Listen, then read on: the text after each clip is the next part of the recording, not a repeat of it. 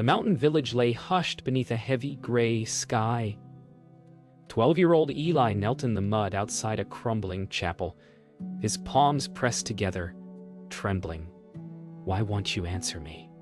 he whispered to the clouds. His voice cracked, swallowed by thunder. Every prayer had gone unanswered since his mother's passing, and now the silence felt like punishment. He clenched the wooden pendant she'd left him, the only piece of her he had left. A flash of lightning revealed an old man standing by the road, his cloak fluttering like torn parchment. Their eyes met, one filled with desperation, the other with quiet knowing. "Have you ever begged the heavens for an answer and only heard your own heartbeat?" Storm rumbled again, as if waiting for Eli's next question. And then the old man began to walk toward him. The rain softened to a whisper as the old man stopped before Eli. He said nothing, only placed a rough, weathered hand on the boy's shoulder. Eli flinched. "Why won't he speak?" the boy muttered. Abram looked toward the horizon. "He already has," he said quietly. "But you must first learn how to listen." His words were simple, but they struck deeper than thunder. The boy frowned, confused. "Listen to what?" Abram smiled faintly. "To the silence that raised you this far." They walked together through the drenched valley. The earth steamed from the rain. Eli kicked at the puddles, stealing glances at the old man. Abram's silence wasn't heavy. It was peaceful. Birds began to return, their songs faint but steady. Eli wondered if the man had once asked the same question he did. Perhaps, he thought, silence answers only those who dare to walk through it. Abram stopped at a broken bridge over a quiet stream. "What do you see?" he asked. Eli stared at the cracked wood and missing planks. "It's broken," he said. Abram nodded. "And yet, the water still flows beneath it." Eli knelt, watching the stream curl through shadows and stones. Something in that whispering current felt like a voice he'd almost forgotten. As they crossed the bridge carefully, Eli turned. "Did God ever speak to you?" Abram's smile deepened. "Every day," he said, "just not in words." The boy looked down at the rushing water, hearing its rhythm, feeling something stir inside him, something between ache and hope. For the first time in months, his heart didn't feel empty. The path wound deeper into the valley, where the world seemed to breathe slower. Eli followed close behind, his shoes squelching in the wet soil. He wanted to speak, to fill the air, but Abram's silence held weight. A kind of peace Eli couldn't understand. They reached a lone fig tree standing on cracked ground. Its leaves were wilted, branches bare. Eli frowned. "It's dying," he whispered. Abram nodded. "Or waiting." His voice carried like wind through leaves. Eli tilted his head. "Waiting for what?" Abram smiled softly. "For the right season. Everything that looks silent is still growing, just not where you can see." Eli touched the tree's rough bark, feeling its dryness. "So it's not dead?" he asked. Abram shook his head. "Not dead, just silent." Eli glanced up at the branches where a single green bud struggled to sprout. "It doesn't look like it's growing." Abram looked toward the sky. "Growth never looks like growth until it's done." The boy's eyes softened. For the first time, the silence didn't feel empty. It felt alive, like something whispering beneath the surface. The old man picked up a fallen leaf, its veins fragile like lace. "When something precious falls apart," he said, "don't rush to bury it. Wait. Even decay feeds the soil that grows the next life." Eli watched the leaf crumble in Abram's hand, turning into dust that the wind carried away. "So even silence gives life?" he asked. Abram nodded, his gaze steady. "Silence is where life begins again." They sat by the roots of the tree. The valley was quiet, except for the distant hum of water. Abram began drawing shapes in the dirt. Circles, lines, spirals. Everything moves in silence, he said. The seed under the ground, the sun across the sky, even your heartbeat when you're still. Eli listened, his breathing slowing to match the rhythm of the world. So silence isn't empty? He asked. Abram smiled. No, it's full of everything you haven't learned to hear yet. As they rose to leave, a soft breeze passed through the valley, and a cluster of birds took flight from a nearby bush. Eli looked up, watching them disappear into the clouds. I think I heard something, he whispered. Abram nodded without looking back. Good, he said. That means silence is starting to speak to you. Eli turned toward the fig tree and gasped. The single bud had opened into a tiny green leaf, shining under the sunlight. By late afternoon, the sky turned amber. Abram led Eli up a narrow ridge where ruins of an old stone chapel clung to the hillside. The air smelled of moss and dust, the silence deep, like the world was holding its breath. This place used to echo with prayers, Abram said softly. Now only wind visits. Eli stepped inside, brushing dust off a broken pew. Did God stop listening? He asked. Abram's eyes lingered on a shattered window. No, he replied. We stopped speaking in ways he could hear. The wind sighed through the cracks, sounding almost like a whispered hymn. Eli froze, listening. Eli traced the edges of a cracked wall where faint carvings of angels had almost faded. It's falling apart, he murmured. Abram knelt beside an old candle holder, his fingers brushing away the dust. Even broken walls can still echo truth, he said. The question isn't whether God is silent. It's whether we're still enough to hear him through what's broken. Eli stared at the carvings, noticing how light filled the cracks like veins of gold. The silence no longer felt empty. It shimmered, alive with memory. Abram lit a small candle with a trembling hand. Light doesn't argue with darkness, he whispered. It just shines. The flame flickered weakly, fighting the draft. Eli crouched beside him, watching. It's too small to matter, he said. Abram smiled gently. So is every sunrise, until it touches the earth. The candle's glow reflected in Eli's eyes, and for a heartbeat, the chapel didn't feel ruined anymore. It felt alive again. Because someone dared to believe in its silence. The wind picked up, making the candle tremble. Eli cupped his hands around it. If I don't protect it, it'll go out, he said. Abram nodded. And if you protect it too tightly, it won't breathe. Eli loosened his grip, letting the air feed the flame. So silence is like that too, he asked. Abram looked at the small fire between them. Yes, you must give it space. To speak. To burn. To change you.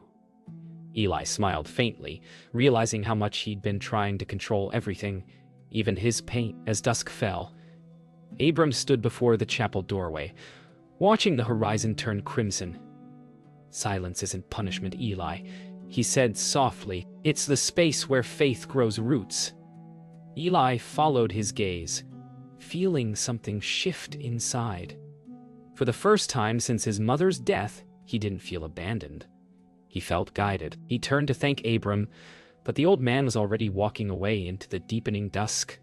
The candle flickered behind them, burning steady against the wind. Morning mist curled through the valley as Eli and Abram reached a field scattered with broken stones. This used to be a garden, Abram said quietly, but no one cared for it after the storms. Eli knelt beside a cracked pot, soil dry and lifeless. Nothing could grow here now, he muttered. Abram looked at him with calm eyes. You think silence means death because you can't see the roots, but sometimes what's growing is hidden beneath your pain. Eli pressed his palm into the soil and felt something. Soft, damp, alive. For the first time, he smiled without knowing why.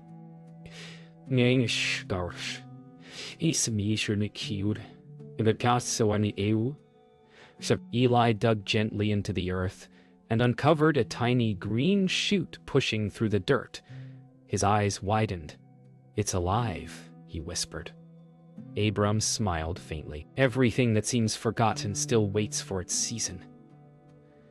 The boy stared at the fragile sprout trembling in the breeze. "But what if the storms come again?" he asked. Abram's voice softened. "Then it will bend, not break. That's what silence teaches. How to bend with faith." Eli felt warmth spreading through his chest. Maybe silence wasn't empty after all. It was patient. Abram sat on a fallen log, his gaze far away. "When my son died," he began, "I asked God the same question you did. Why the silence?" Eli's head snapped up. "You lost someone too?" Abram nodded slowly. "And for years," I shouted at heaven. But one day I realized the silence wasn't his distance. It was his arms around my pain. Eli looked down, his throat tight. For the first time he saw the old man not as a stranger, but as someone who had walked through the same storm. The wind grew stronger, rustling through the valley like a restless whisper. Eli stood, anger rising. "If God loves us, why does he take what we love most?" His voice broke. Abram didn't answer immediately. He looked up at the clouds. "Because love isn't meant to hold. It's meant to give back. Even silence is his way of letting you grow past what you've lost." Eli's eyes filled with tears. He wanted to hate the silence, but it was too honest, too full of everything he'd avoided feeling. Rain began to fall again, soft at first, then steady. Eli didn't run. He tilted his head back and let the drops hit his face. "Maybe God's not silent," he said quietly. "Maybe I just never stopped shouting long enough to hear him." Abram smiled, the rain sliding down his silver beard. "Now you're listening." They stood together in the downpour, unmoving as the cracked soil beneath their feet began to darken, alive again. The rain stopped by nightfall. The sky cleared, revealing a stretch of silver stars. Abram led Eli to a quiet hill overlooking the valley. The air felt heavy, yet peaceful. "This is where I come to remember," Abram said. "Every silence has its story." Eli sat beside him, hugging his knees. "I remember her laugh," he whispered, thinking of his mother. "Sometimes I dream she's still calling my name." Abram nodded gently. "Then listen closer," he said. "She still is, just not with words." Eli's eyes shimmered. For the first time, he wanted the silence to stay. A faint wind brushed the grass, carrying the scent of earth. Eli lay back, staring at the stars. "Do you think she can see me?" he asked. Abram smiled softly. "A mother never stops watching, even when her eyes belong to heaven." Eli's throat tightened. "Then why can't I hear her?" Abram looked up at the constellations, because love speaks in ways beyond sound. The whisper in your chest, that's her. Eli closed his eyes. For the first time, he heard his own heartbeat, as if it wasn't his alone. Silence stretched between them, but it was no longer awkward, it was healing. Abram reached into his cloak and pulled out a small locket. "This was my wife's," he said. "I kept it closed for years, afraid the memories would hurt." He opened it. Inside was a faded picture and a pressed flower. But when I finally listened to the silence, I realized it wasn't grief I was afraid of. It was remembering how much I loved her. Eli's tears slipped quietly down his cheeks. "Maybe that's what hurts," he whispered. "Remembering." Eli stared at the locket for a long time. "Do you think God ever misses someone?" he asked suddenly. Abram looked at him, eyes deep as the night sky. "Every time we forget love, he misses us." The boy blinked, letting the words sink in. "Then silence is his way of calling us back." Abram nodded. "Yes, Eli. It's not punishment, it's invitation." The boy exhaled slowly. The night breeze brushed his face, cool and gentle, like a hand he couldn't see. As the stars faded into dawn, Eli stood, wiping his tears. "I think I understand now," he said softly. Abram rose, too, leaning on his staff. "And what have you learned?" Eli smiled faintly. "That silence isn't God's absence, it's his way of holding me close." Abram's eyes gleamed with quiet pride. "Then you're hearing what few ever do." The first sunlight touched the valley, painting everything gold. For the first time, Eli felt peace. Real, gentle, wordless peace. The valley shimmered under the early sun as Eli and Abram descended from the hill. Every leaf sparkled with dew, and every step felt lighter. But a strange thought tugged at Eli's mind. "Abram," he said quietly, "how did you find me that day? No one ever comes to the chapel." The old man smiled, eyes distant. "Sometimes, Eli, we're guided to the ones who need to listen most." Eli frowned, but something in Abram's tone felt final. "Will you stay here?" he asked. Abram looked toward the horizon. "No. My path ends where yours begins." They stopped beside a river, its water gliding smooth and quiet. Abram knelt and dipped his fingers in. "This river listens," he said. "It doesn't speak, yet it moves mountains with patience." Eli crouched beside him, watching his reflection blur. "Do you think God listens like that?" Abram nodded. "Always, but his silence teaches us to hear the truth beneath our noise." Eli stared at his reflection again, and for the first time, his face didn't look alone. They crossed a wooden bridge, and Eli noticed carvings along its railing. Symbols of doves, stars, and names etched long ago. One name caught his breath: Martha Carter, his mother's. How? How did this get here?" he stammered. Abram's face softened. "She carved it the day she prayed for your strength." Eli's eyes filled with tears. "You knew her?" Abram paused, then nodded slowly. "I was with her when she prayed her last prayer, for you to learn how to listen when she could no longer speak." Eli's knees gave way. Eli looked up at Abram, tears trembling on his lashes. "Who are you?" he whispered. Abram's eyes seemed to hold years beyond years. "Someone who once asked the same question you did," he said, and found that God's silence was the loudest answer. Eli's breath caught. The old man placed a hand on his shoulder. "Your mother isn't gone, Eli. She walks in your kindness, your courage, your voice. You've been hearing her all along." Eli's chest heaved with emotion, his small frame shaking in the light. The breeze stilled. Abram looked toward the mountains. "It's time for me to go," he said softly. "Where?" Eli's voice broke. Abram smiled faintly. "To where silence turns into song." Eli reached for his hand, but it felt lighter, fading like mist. "Wait," he cried. Abram's form shimmered in the morning light, his cloak dissolving into gold dust carried by the wind. Only his staff remained on the bridge. Eli fell to his knees, sobbing. But the wind whispered through the valley, gentle and familiar, like his mother's voice calling his name. The valley was silent again, but this time the silence didn't hurt. Eli sat by the bridge, Abram's staff resting across his lap. The air shimmered with morning light, and somewhere in the distance, a bird sang. Eli closed his eyes. He could still hear Abram's words echoing. "Silence is where faith grows roots." For the first time, those words didn't sound like mystery. They felt like home. He looked toward the sky and smiled softly. "I can hear you now," he whispered. And somehow the wind answered with warmth. Days passed. The villagers who once avoided the chapel noticed light returning to its windows.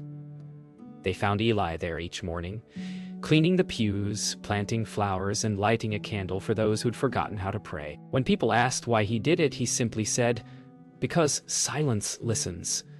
Slowly, the chapel began to fill again, with laughter, footsteps, and whispered prayers.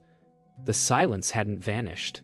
It had changed. It had learned to sing through hearts that had once been afraid to be still. One morning, Eli stood before the chapel door holding Abram's staff. He planted it beside the entrance where everyone could see it. "For the man who taught me how to hear silence," he said. The wind brushed against his cheek, almost like a hand. The birds fell quiet for a moment, as if bowing. Eli looked up at the sky, whispering, "Thank you." He didn't know if the old man could hear him, but deep down, he felt that he was never really gone. Years passed and the boy grew. The world changed around him, but he never forgot the valley, the fig tree, or the old man who had answered without words. Now older, Eli walked the same paths Abram once did, stopping for those who were lost, listening when no one else would. And whenever someone cried, "Why is God silent?" he would smile gently and say, "He's not. You just haven't learned how to hear him yet." And then he'd lead them to the bridge where it all began. At sunset, Eli stood on the bridge one last time. The world glowed orange and gold. He closed his eyes, feeling the wind brush against his face. The same wind that once carried his cries, now carrying his peace. "Silence," he whispered. "Thank you for never leaving." The camera pulls back, showing the valley, the chapel, the river, all bathed in light. And just before the screen fades to black, a faint voice echoes in the wind, gentle, familiar. "Eli," he smiles. "Would you still believe if silence was your only answer?"